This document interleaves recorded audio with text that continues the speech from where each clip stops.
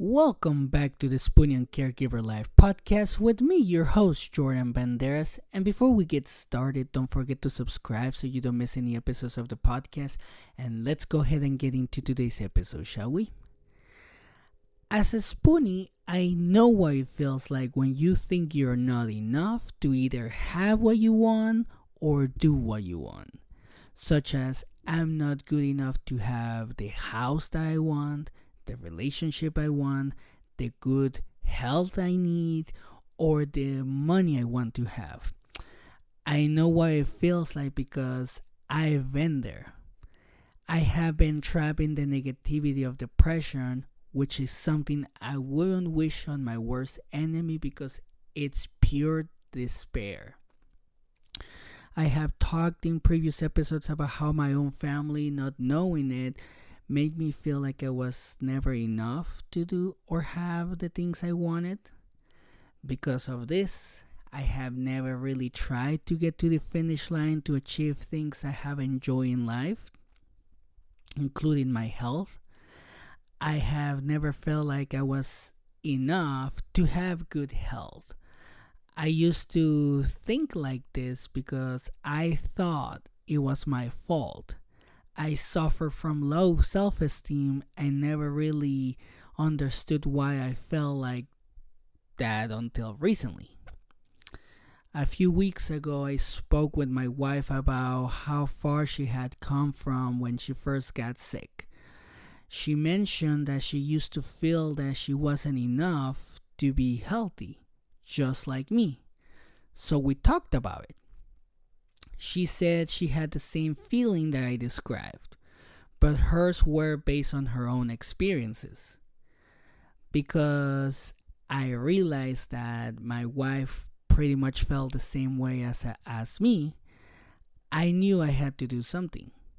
So I started looking into things that helped me overcome this feeling, and what helped me was my wife's support in working on myself. She always says that I can achieve anything that I want and that I am worth it. Because of this, I have put a lot of effort into getting better at speaking, writing, and listening. Pretty much everything that I have talked about in the podcast. Since this has helped me, I started doing the same thing with my wife, which is not easy. I know this because I was very stubborn. And I remember giving her a hard time, so I knew I would struggle, but she started to feel worth it like me. She has begun doing small things and then moving to more demanding things based on her daily pain level. Another thing that has changed is that when I talk to her about newly available treatments, she's no longer she no longer says that's not for me. Now she says, I want to try it.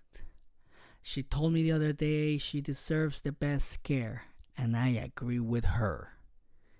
And if you feel the same way, you should agree with yourself or with your Spoonie.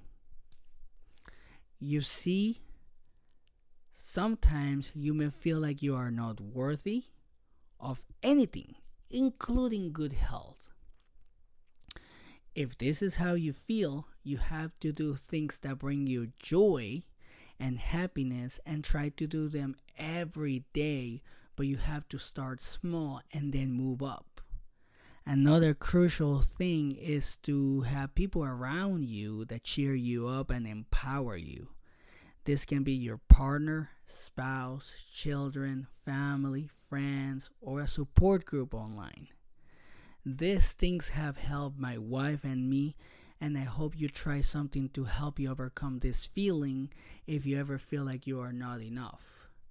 You can try what I mentioned, but if that doesn't work for you, find it, but make sure you enjoy it.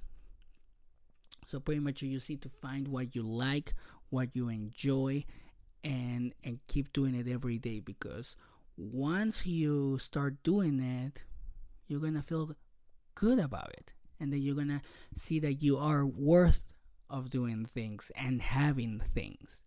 So that's pretty much what I wanted to talk on today's episode. Once again, thank you for all the support that I have received with the podcast. I really, really appreciate it. Thank you for your feedback. Thank you for the new listeners. Thank you for everything that you guys are doing, the shares, the likes, everything. We are growing, which is amazing.